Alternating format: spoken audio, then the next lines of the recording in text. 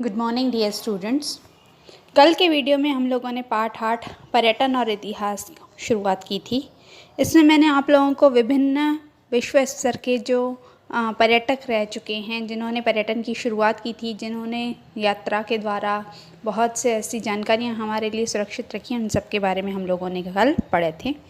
आज हम लोग शुरू करने वाले हैं टॉपिक 8.2 पर्यटन के प्रकार। पेज नंबर 53 पर है ये पर्यटन के प्रकार। अब कल मैंने आपको समझा दिया था, पर्यटन यानी किसी विशेष उद्देश्य से किसी अलग स्थान पर, किसी दूसरे स्थान पर जाकर रहना, वहाँ का जानकारी, वहाँ का नॉलेज गेन करना और वापस आना कुछ समय के बाद, इसको हम लोग बोलते हैं पर्यटन। तो अगर हम आज के समय का दौर की बात करें तो उस समय जो पर्यटन है वो एक प्रकार से अलग ही स्वरूप धारण कर चुका है। पहले लोग सिर्फ विशेष उद्देश्य से ही केवल चले जाया करते थे, लेकिन आज हमारे पास बहुत अलग अलग प्रकार के पर्यटन उपलब्ध हैं। हम लोग अपने देश के चाहे विदेशों की बहुत सी ऐसी वास्तु होती हैं, यानी बिल्डिंग्स होती हैं, इमारतें होती हैं पुरानी, जो इतिहास की दृष्टि से बहुत फेमस होती हैं, या जहाँ पे नेचुरल ब्यूटी, प्रकृति रम्यता बहुत ज़्यादा होती है, वहाँ चले जाते हैं। जहाँ पर प्राचीन कला होती थी वैसे स्थानों पर चले जाते हैं, तीर्थ स्थानों पर। कभी हम लोग अपने उद्योग धंधों से रिलेटेड अलग अलग जगहों पर जाकर सैर करते हैं, या किसी अलग व्यवसाय व्यापार को वृद्धि करने के लिए, बढ़ाने के उद्देश्य से भी दूसरे स्थानों की सैर हम करते हैं। अब जो हम लोगों ने खास करके देखा है, पर्यटन में हम लोग ध्यान देते हैं जहाँ पर प्राकृतिक सुंदरता ज़्यादा होती है। फॉर एग्जांपल जैसे बर्फीले शिखर हैं, या समुद्र का किनारा है, बहुत घने जंगल हैं, ऐसे स्थानों की सैर करना लोग आजकल पर्यटन पर जाना वहाँ ज़्यादा पसंद करते हैं। और ख़ास करके आजकल जो हमारे पास मीडिया अवेलेबल है, भले वो टीवी हो, हमारा इंटरनेट हो, रेडियो हो, ऐसे सभी साधनों पर भी हम लोग कुछ ऐसे कार्यक्रम देखते हैं जिनके द्वारा कि पर्यटन का विकास करने की प्रेरणा मिलती है। साथ ही ये पर्यटन अंतर्देशीय हो सकता है, अंतर्राष्ट्रीय हो सकता है, व्यापारिक हो सकता है, किसी भी प्रकार का पर्यटन हो सकता है। तो आज हम जो पढ़ने वाले हैं पर्यटन के प्रकार, उसमें सबसे पहला हम लोग पढ़ने वाले हैं स्थानीय और अंतर्देशीय पर्यटन। अब ये जो स्थानीय और अंतर्देशीय पर्यटन यानी किसी पर्टिकुलर स्थान पर या अपने देश के अंदर, जो देश की सीमाएं हैं उसके भीतर में जब हम सैर करने जाते हैं, पर्यटन के लिए जाते हैं, और उस समय हम लोगों को कौन कौन सी बातें ध्यान में आती हैं। सबसे पहला तो वो बहुत ही आसान होता है, क्योंकि अपने देश के किसी भी कोने में जाने के लिए हम लोगों को किसी पासपोर्ट वीज़ा की ज़रूरत नहीं है। हम सिर्फ ट्रेन, बस, वटेवर जो भी हमारे पास साधन उपलब्ध है, अपने खुद के निजी वाहन, उनसे जा सकते हैं। इसके बाद इसमें हम लोगों को भाषा का भी कोई बैरियर नहीं होता है कि हमारा, क्योंकि राष्ट्रीय भाषा जो है, अगर हम वह भाषा जानते हैं तो बाकी सारी भाषाएं भी वहाँ पर, अगर उनकी राज्यों की अलग अलग हैं तो भी राष्ट्रीय भाषा के कारण हम लोगों को ज़्यादा तकलीफ़ नहीं होती है। मुद्रा सबसे बड़ी बात, हम लोगों को वहाँ पे अपनी करेंसी चेंज नहीं करवानी पड़ती है। हर एक देश की करेंसी, नोट्स अलग अलग होते हैं। अपने देश में अगर अंतर्देशीय पर्यटन कर रहे हैं तो हम लोगों को मुद्रा का कोई भी मुद्रा की दिक्कत नहीं आती है। कागजात भी हम लोगों को कोई उसमें ज़्यादा आवश्यक नहीं होते हैं। इसके बाद हमारे पास जैसा समय उपलब्ध हो, हम कम समय के लिए, अधिक समय के लिए इसकी योजना कर सकते हैं। तुरंत ही अगर योजना करना चाहें, उसी दिन हमको निकलना हो, तो ऐसा भी हमारे लिए संभव हो सकता है। दूसरा प्रकार जो है वो है अंतर्राष्ट्रीय पर्यटन। अंतर्राष्ट्रीय पर्यटन यानी हम लोगों के देश से बाहर दूसरे देशों में, विश्व के किसी भी देश में जाकर पर्यटन करना। अब इसके लिए हमारे पास बहुत से साधन उपलब्ध हैं।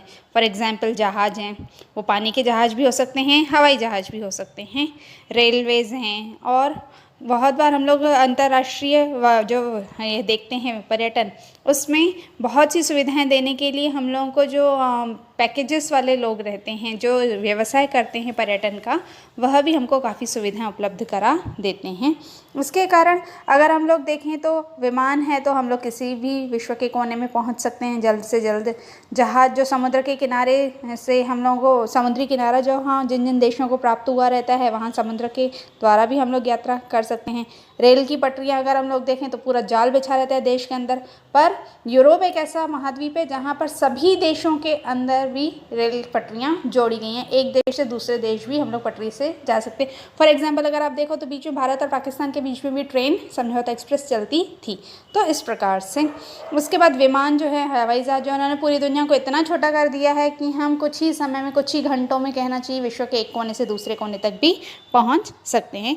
इसीलिए उसके बाद आर्थिक उदारीकरण आया है। आर्थिक उदारीकरण में हम लोगों ने दूसरे देशों से जो है कंपनीज़ को एस्टेब्लिश करना शुरू कर दिया, अपने रिप्रेजेंटेटिव वहाँ पर काम करवाना शुरू कर दिया ना। इससे उदारीकरण से क्या हो गया, विदेशों में भारतीयों का आना और दूसरे विदेशियों का भारत में भी आना और हमारे भारत देश के लोगों का वहाँ पर जाकर व्यावसायिक व्यापार करना, ये सब भी बहुत ज़्यादा बढ़ गया है। इसके अलावा लोग पढ़ाई करने आजकल बच्चे ज़्यादा बाहर जाते हैं, एंटरटेनमेंट के लिए भी जाते हैं, स्थल दर्शन के लिए अलग अलग जगहों पर सीनरी बहुत अच्छी रहती हैं, जैसे धरती का स्वर्ग हम लोग बोलते हैं स्विट्ज़रलैंड। तो अलग अलग स्थानों पर भी इस प्रकार से लोग जा सकते हैं। तो इस प्रकार से फिल्म की शूटिंग भी एक प्रकार से अंतर्राष्ट्रीय पर्यटन में हो सकती है। तीसरा जो प्रकार पढ़ने वाले हैं वो है हमारा ऐतिहासिक पर्यटन। ऐतिहासिक यानी इतिहास से संबंधित। अब इतिहास यानी भूतकाल। भूतकाल में जैसे हमारे भारत देश में राजा महाराजाओं से रिलेटेड जो किले हुआ करते थे, गढ़ हुआ करते थे। फिर वो अगर महाराष्ट्र का देख लें तो शिवाजी महाराज ने बहुत सारे किले बनवाए थे, समुद्र के किनारे पर गढ़ बनवाए थे, सिंहगढ़ वगैरह जो थे, विजयगढ़, दुर्ग, ये दुर्ग वगैरह भी बनवाए थे। तो इन सब का जो अध्ययन करना, उसके लिए जा सकते हैं। उसके बाद के कालखंड में अगर देखें तो महात्मा गांधी जी ने, आचार्य विनोबा भावे ने बहुत सारे आश्रम वगैरह भी बनवाए थे।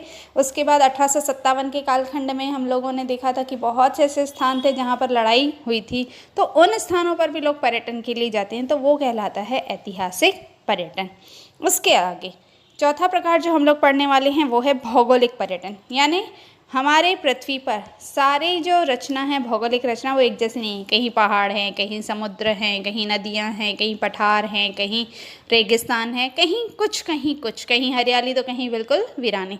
तो ऐसे सभी जगहों जो हमारे पृथ्वी पर विविधतापूर्वक फैली हुई हैं, उनकी सैर भी भौगोलिक पर्यटन के अंदर आ सकती है। हम लोग अभयारण्य जा सकते हैं, जंगल में, जहाँ पर किसी प्रकार का हमें भी भय ना हो और पशु पक्षियों का भी शिकार का भय ना हो, इस प्रकार से पर्यटन ले सकते हैं। उत्तराखंड में वैली ऑफ फ्लावर्स है, वहाँ पर का पर्यटन, वो समुद्र के किनारे बहुत सारा, हमारे भारत देश में या विदेशों में भी समुद्र के तट प्राप्त होते हैं, वहाँ की यात्रा।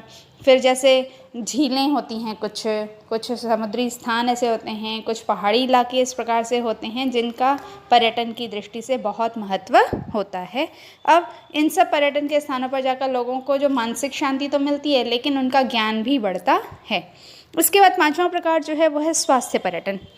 अगर मनुष्य देखा जाए तो सबसे ज़्यादा ध्यान जो देता है वो अपने स्वास्थ्य पर ही देता है। तो अगर हम स्वास्थ्य से रिलेटेड है चिकित्सा शब्द यानी ट्रीटमेंट। भारत का जो चिकित्सा पद्धति है वो विदेशों से थोड़ी सस्ती है, क्योंकि यहाँ पर हम लोग देखें बाकी देशों की तुलना में आयुर्वेद का ज़्यादा प्रचार हुआ है। हमारे यहाँ पे योग जो है उसका ज़्यादा प्रचार प्रसार हुआ है। हमारे भारत देश में सूर्य की किरणें जो हैं, सूर्य प्रकाश बहुत विपुल, क्योंकि बाकी देशों में क्या होता है, बहुत गगनचुंबी इमारतें रहती हैं, न जाने कितनी मंजिलों के मकान होते हैं, जिसके कारण उनके यहाँ पर सूर्य की रोशनी पृथ्वी तक पहुँच ही नहीं पाती है। आबादी भी घनी होती है, जिसके कारण उन्हें बहुत सी समस्याएं स्वास्थ्य संबंधित जब होती हैं तो वो भारत में उसके ट्रीटमेंट के लिए भी आ सकते हैं। जैसे योग भी हमारे यहाँ पर होता है, तो योग से भी बहुत बीमारियाँ दूर होती हैं। आयुर्वेदिक पद्धति जो होती है, यूनानी पद्धति जो होती है, होम्योपैथी पद्धति जो होती है, भारत में उसका प्रचार बहुत है और वो विदेशों की जो चिकित्सा पद्धति उससे काफ़ी सस्ती भी है और उत्तम श्रेणी की भी है, अच्छी भी है। इसके लिए दूसरे देशों से भी लोग भारत में इसके लिए आते हैं, विदेशी पर्यटक आते हैं। अगला जो छठवां प्रकार है वो है कृषि पर्यटन। हमारे देश की जो रीढ़ की हड्डी है, वो बैकबोन जो है बोलना चाहिए, शुरू से ही वो कृषि है। तो कृषि में भी जनसंख्या बढ़ रही है तो उत्पादन बढ़ना ही चाहिए। उसके लिए कुछ न कुछ अनुसंधान करने ही पड़ते हैं, खोज करने ही पड़ते हैं।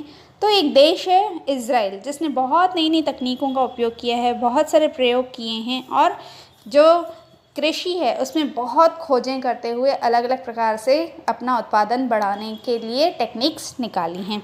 तो वर्तमान समय में कृषि पर्यटन भी इसीलिए ज़्यादा होने लगा है कि हमारे भारत की बहुत ज़्यादा आवश्यकता होती है अनाज की, हमारे भारत में जनसंख्या ज़्यादा होने के कारण। तो उत्पादन कैसे बढ़ाना, इसकी टेक्निक वगैरह सीखने के लिए भी वहाँ इजराइल में यहाँ से किसानों से रिलेटेड लोग या जो कृषि विज्ञान पढ़ते हैं ऐसे लोग जाने लगे हैं। सातवां है क्रीड़ा पर्यटन। क्रीड़ा पर्यटन यानी जब स्पोर्ट्स, क्रीड़ा का मतलब होता है स्पोर्ट्स। हम लोग देखते हैं, हम टीवी पर जो मैचेस देख रहे हैं वो केवल हमारे शहर में या हमारे ही इलाके में नहीं हो रही होती हैं, वह अलग अलग जगहों पर होती हैं, अलग शहरों में, दूसरे शहरों में हो सकती है, दूसरे देशों में हो सकती हैं। तो बहुत से हम लोग ऐसे देखते हैं प्रतियोगिताएं होती हैं जो विश्व स्तर की होती हैं। फॉर एग्जांपल ओलंपिक मैचेस होते हैं। ओलंपिक के अलावा विंबलडन, टेबल टेनिस वगैरह जो होती हैं, लॉन टेनिस वगैरह जो होते हैं, उससे रिलेटेड जो होते हैं, जो चेस कॉम्पिटिशन्स होती हैं, शतरंज की प्रतियोगिताएं, फिर क्रिकेट प्रतियोगिताएं होती हैं। ये तो सबको पता ही है, सबका फेवरेट रहता है, हम लोग क्रिकेट इंडियंस के फेवरेट गेम है। इसके बाद है हिमालय के क्षेत्र में कार रैली आयोजित की जाती है, देश विदेश से वहाँ पे पर्यटक आते हैं। और अगर हम महाराष्ट्र के लेवल पे देखें तो कुश्ती प्रतियोगिता भी होती है, महाराष्ट्र केसरी कुश्ती प्रतियोगिता। तो इनको देखने के लिए भी लोग जाते हैं, वो एक क्रीड़ा पर्यटन ही होता है, खेल पर्यटन होता है।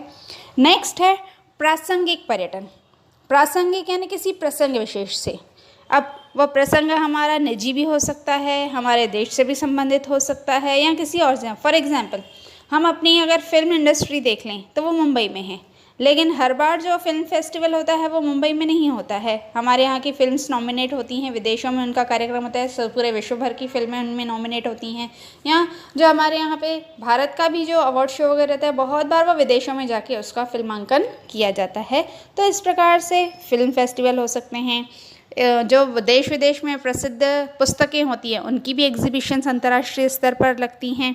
या हम लोग अपने निजी अगर कार्यक्रम देख लें, किसी का विवाह है, किसी का अगर दूसरे देशों में है, दूसरे स्थानों पर है, तो वहाँ पर भी हम लोग पर्यटन के लिए जाते हैं। तो इस प्रकार से प्रासंगिक पर्यटन भी हम लोगों के पर्यटन का एक प्रकार है।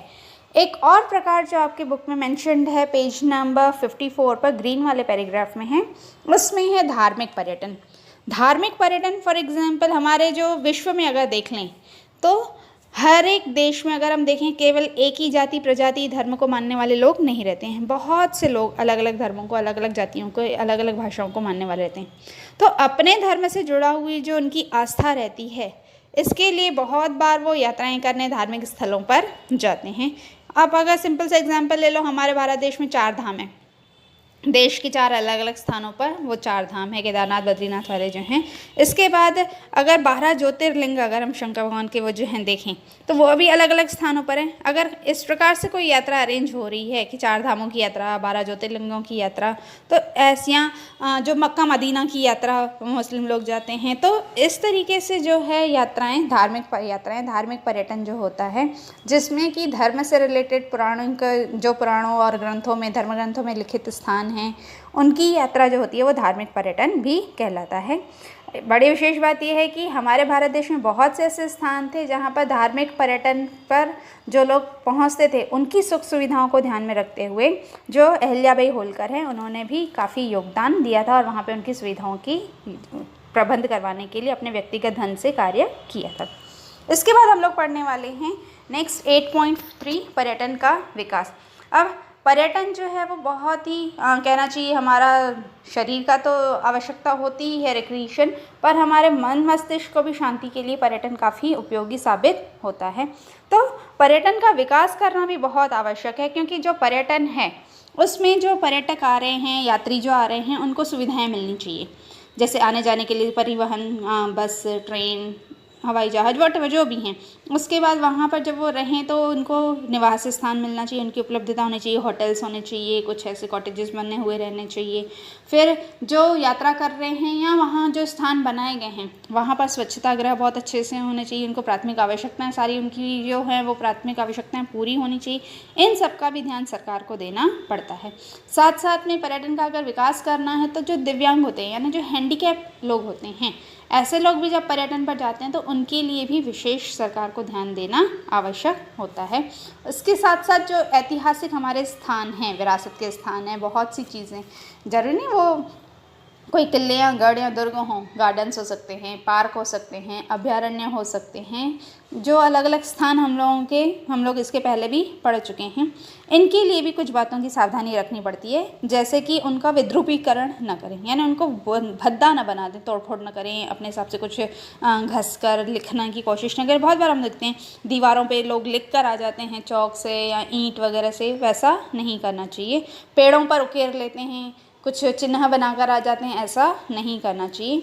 फिर जो पुरानी बिल्डिंग्स होती हैं उनका भड़कीले भड़कीले रंग लगा देने से वो भद्दी दिखने लगती हैं, तो ऐसा ना करें। जो आसपास जो परिसर होता है उसको स्वच्छ बनाए रखें, ये भी पर्यटन का विकास करने में बहुत ज़्यादा मायने रखने वाली बातें होती हैं। तो ऐसी बुराइयों को हमें पर्यटन स्थलों पर टालना चाहिए। इसके बाद जो अगर हम लोगों को विश्व स्तर पर जो पर्यटन का विकास करना है, तो उसके लिए हम लोगों को अलग अलग प्रकार की भाषाओं में जानकारी प्रकाशित करने वाली पुस्तिकाएं होनी चाहिए। फॉर एग्जांपल हम लोग अगर राजस्थान गए, वहाँ के कुछ पर्टिकुलर स्थानों की हम लोग सैर करने गए, किलों की, गढ़ों की हम लोग सैर करने गए, वहाँ पर बुकलेट्स अगर मिल रही हैं, वो अगर सिर्फ वहीं की राजस्थानी भाषा में लिखी हुई रहेंगी तो हमको समझेंगी नहीं, या दूसरे देशों से जो आ रहे हैं तो उनको अलग अलग भाषाओं में भी प्रकाशित करना चाहिए, ताकि उसको पढ़कर लोग वहाँ पर जानकारी हासिल करें। उनका मार्गदर्शक वहाँ पे मानचित्र बना हुआ होना चाहिए, ताकि लोगों को पहुँचने में बिल्कुल भी किसी प्रकार की दिक्कत ना हो। वहाँ पे उनसे रिलेटेड जो कथाएं होती हैं, कहानियाँ होती हैं, जो गाइड्स होते हैं, उनको सब वो पता होनी चाहिए। पर्यटकों को गाड़ी में घुमाने के लिए वहाँ पर वाहन चालकों की भी व्यवस्था होनी चाहिए। साथ साथ में जो वाहन चालक हों उनको कम से कम 2-3 भाषाएं तो आनी ही चाहिए। एक वहाँ की स्थानीय भाषा, एक जो पर्यटक आ रहे हैं अलग देशों से, अंग्रेज़ी वगैरह उनके लिए आवश्यक होनी चाहिए। तो इस प्रकार से दुभाषियों का भी उन्हें प्रशिक्षण देना चाहिए कि जिनको 2 भाषाएं आनी चाहिए, जो एक पर्यटक की भाषा और एक वहाँ की स्थानीय भाषा हो, और मार्गदर्शक के रूप में, गाइड के रूप में भी उनको काम मिल सके। ऐसा सरकार की ओर से पर्यटन का विकास करते समय ध्यान में रखना चाहिए। तो यहाँ तक आज 8.3 कंप्लीट हुआ। कल के वीडियो में मैं आपको 8.4 और उसके आगे का समझाऊंगी। Thank you.